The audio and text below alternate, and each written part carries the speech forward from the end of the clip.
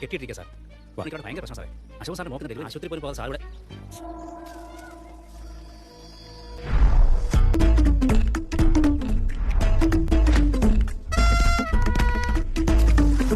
Sir തീർച്ചയായും നാട്ടിലേക്ക് പോയത്. ഇപ്പൊ പോയി വരും സാർ.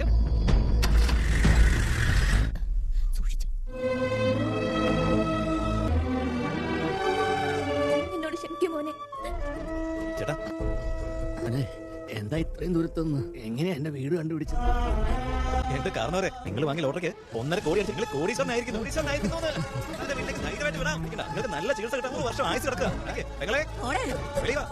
നീ എന്താ കാര്യം? ഇനി നിന്റെ കണ്ണി ഒരു തുള്ളി കണ്ണീര് പോയി പോകാനല്ല 100 പവൻ നിന്റെ ഭർത്താവിന്റെ മുന്നിൽ. മീനാക്ഷി ലക്ഷ്മി കഷ്ടപ്പാടെല്ലാം തീരാൻ പോകും. അവന് 1.5 കോടി രൂപ ലോട്ടറി അടിച്ചോടെ ഭർത്താവിന്റെ വീട്ടിലേക്ക് അയക്കാൻ പോകുന്നു. ഞാൻ പൈസ തന്നില്ലല്ലോ. ഇപ്പൊ തന്നെ വാങ്ങിച്ചോളാം.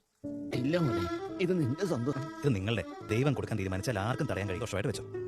ആൾക്ക് പാതി വെച്ച് കൊടുക്കുന്ന പോലെ വരുത്തിയിട്ട് പൈസ വാങ്ങിച്ചിട്ട് തൊഴിലിനോട് കാണിക്കുന്നത് അറിയാണോ കാരണം? ഓണം നന്നായിട്ട് ആഘോഷിക്കും. ചേട്ടാ ചേട്ടാ അവന്റെ പേരെന്താ?